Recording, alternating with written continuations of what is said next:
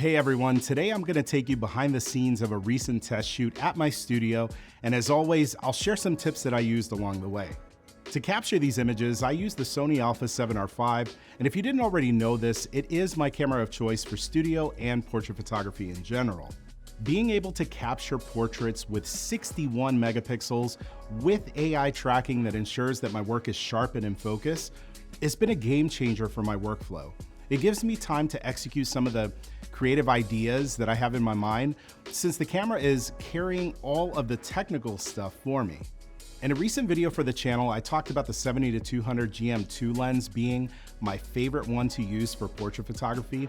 So of course, that's the one that I reached for to do this shoot.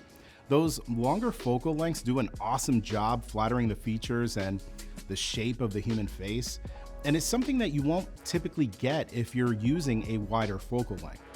In this shoot, I used the lens around 105 millimeters all the way up to 126 millimeters. But of course, it always depends on the face that's in front of the lens. A pro tip here, you want to try out different focal lengths with different faces to find the one that flatters them the best.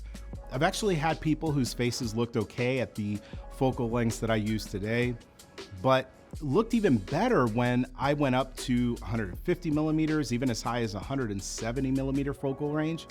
It all just depends on who's in front of you. So the A7R5 and the 70-200 lens are a lethal combination, but part of the secret sauce in my portrait work comes from the settings that I use.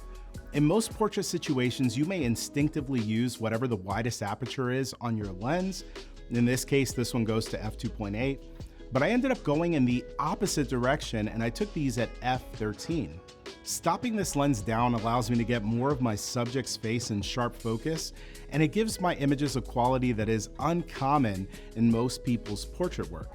As a general rule for me, if the tide in portrait photography has everyone going to the right, I try to find some creative ways to go in the opposite direction, and using those narrow apertures has always been an easy way to do that. The lighting here was relatively simple. I used a strobe inside of a beauty dish to carve out her facial features while filling the shadows a bit with the silver reflector. Having that reflector also created these gorgeous catch lights in her eyes that have always been a big part of my work.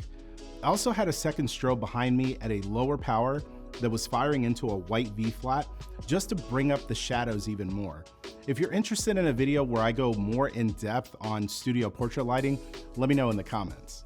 Now here are the selects that I picked out from the shoot with the straight out of camera image on the left and the retouched image that I delivered on the right. The camera and light settings stayed the same throughout the entire session, and really the only thing that changed was the focal length. Having a ton of resolution with a camera and lens combo like the one that I used here made this shoot a lot of fun, and hopefully you see why this combo is my go-to setup. If you have any questions about anything that I showed you here today, let me know in the comments section.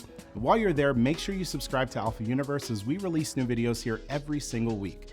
Now, I mentioned the A7R5 being my main camera, and maybe you missed my original video that I made about the camera, so be sure to check it out, and I'll see you there.